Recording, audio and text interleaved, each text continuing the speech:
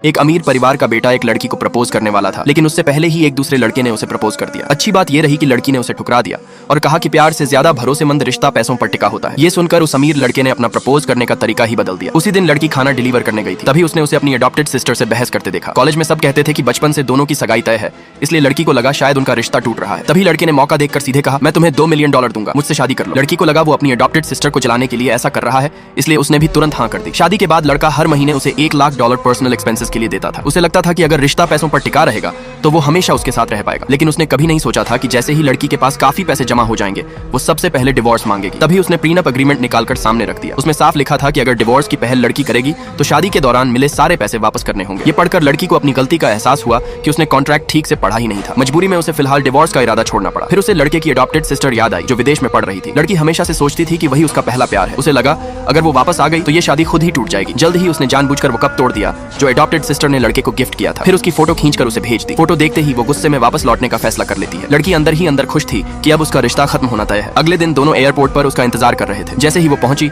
खुशी में भागकर लड़के को गले लगाने गई, लेकिन उसने इंस्टिंक्टिवली पीछे कदम खींच लिया। लड़की को लगा कि इतने समय बाद उनका पहला हक बहुत इंपॉर्टेंट है, इसलिए उसने उसे आगे धक्का देने की कोशिश की, लेकिन ज्यादा जोर लग गया और वो सीधा जाकर अडॉप्टेड सिस्टर की बाहों में गिर पड़ा। पूरा माहौल ऑकवर्ड हो गया। उसने तुरंत लड़की को अलग किया और ताना मारते हुए कहा, दादाजी तुम्हें कभी एक्सेप्ट नहीं करेंगे, देर सबेर तुम्हें इस घर से निकाल ही दिया जाएगा। तभी लड़के के दादाजी भी वहां आ गए। उन्होंने भी साफ कह दिया कि बचपन की सगाई उन्होंने ही तय की थी। उन्हें बिल्कुल उम्मीद नहीं थी कि उनका पोता चुपचाप एक गरीब लड़की से शादी कर लेगा। जब लड़के ने देखा कि उसके दादाजी उसकी पत्नी की बेइज्जती कर रहे हैं तो उसने बिना कुछ सोचे उसे वहां से अपने साथ ले जाने का फैसला कर लिया। ये देखकर दादाजी बेहद गुस्सा हो गए और अडॉप्टेड सिस्टर उन्हें संभालते हुए कमरे तक वापस ले गई।